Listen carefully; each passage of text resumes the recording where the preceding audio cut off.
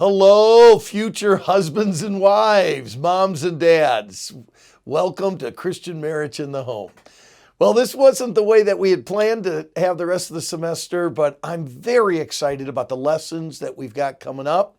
And this video today is really just an introductory video of the things that are going to happen and the way we're going to run our class in the days and weeks ahead. I wanted to mention a few things to you. First of all, every lecture will have a label to it. It'll have a title, like one will be Corporal Consequences for Children, How to Spank Your Kid. We'll have something on discipline. We'll do some more. We have the basic needs of the husband that we haven't gone through. And we're going to finish that one on the ladies as well. So the lecture may be labeled Basic Needs of the Husband and Wife. And that some of the lectures, but I don't think hardly any, may be a two-parter. All of the lectures I'm going to try to do in like 20 to 25 minutes. And I really encourage you to listen to these.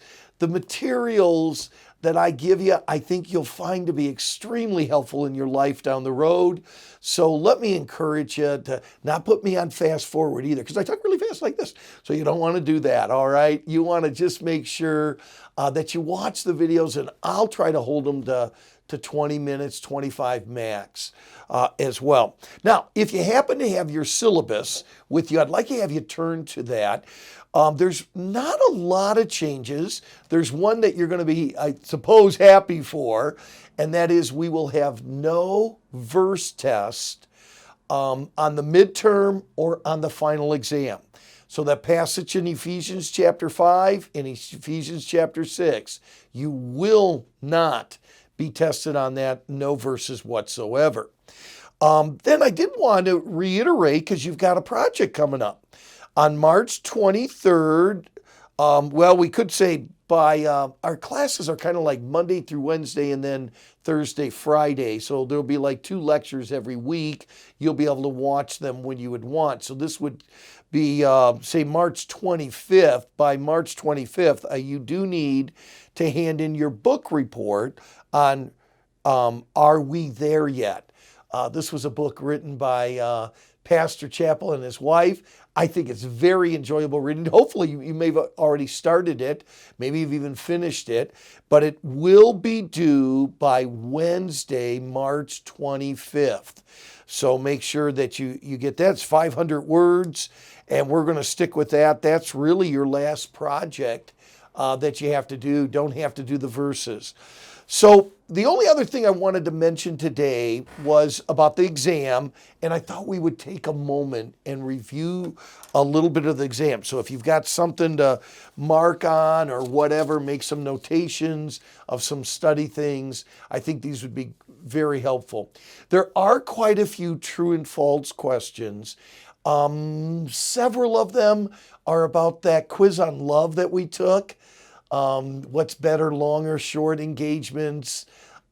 Is genuine love permanent? If you just go through that love quiz, I think there's 3-4 questions from that that'll be on there. Other things on the true and false will be just from lectures from the first part of the semester. I think you'll do well with that. One of the things about taking the tests on Canvas that's very important to realize, and that is you have to have exact wording. So when we come to the 7 steps of perfect dating, you have to give the exact phrase perfectly, or otherwise it's going to be marked wrong. It's better to wait and know it than to date and blow it. You've got to say every one of those words. Postpone all possibilities if parents are not perfectly pleased. You got to get every one of those P's, and you got to get them in the right order, and they got to be right. Then there was a scripture passage with each one of the points. In your midterm, you have to identify that scripture, the book, the chapter, and the verse. And I gave one, I think, for every one of the statements. So make sure that you have that. and you will be typing those all out on your Canvas test. A couple other things. What's the greatest need of a man? What's the greatest need of a man is respect, and we won't use the word affirmation for the test. Greatest need of a woman is security. Make sure you've got that. What are the 3 things a young man should never do with a young lady? Threaten her, tease her, touch her, and that would be a sufficient answer. 3 things a young woman should never be: aggressive, alluring, argumentative. Make sure that you know those. You will need to know the perfect definition of marriage, a gift from God to join together and finish the statement. Make sure that you have your wording perfect on that as well. We talk about some of the needs of the wife.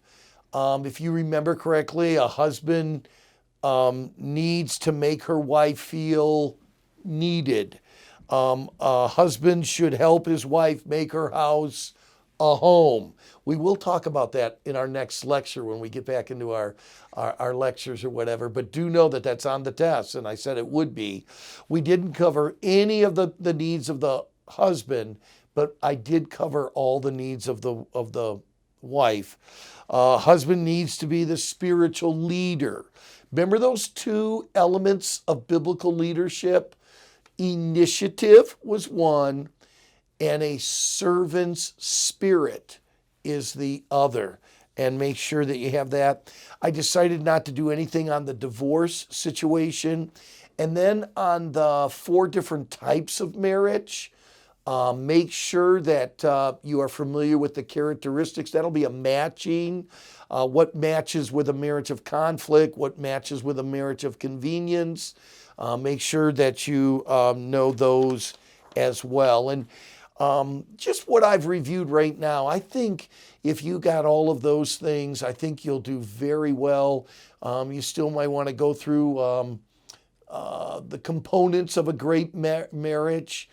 And do also remember about the 4 qualifications in order for me to do a wedding ceremony. They're both saved. They're both surrendered their lives and their relationship to the Lord. They both believe in the permanency of marriage, and they both have their parents' blessing. And then that strong communication that we talked about, humility, honesty, and honor. Remember those things as well. But I think that'll do you well, serve you well. I think you'll do real well on the test, on the midterm exam. So students, we're going to let you go right now. The next time we have a class will be your midterm. You'll go right to the Canvas and take your test. And then right after that, we'll be back to our lectures again. And we do have some great material the second half. Do know, students, we miss you. And I really do mean that. And we're praying for you. And I hope everything's coming together for you. Do contact us if there's anything that I can pray for you about, or anything that I could do for you here in Lancaster. I think you know my heart. I would love to be able to do that. You guys have a great day, and do a really good job on the midterm, and don't you cheat on that midterm. And then we'll look forward to starting lectures right after the midterm. Thanks a lot.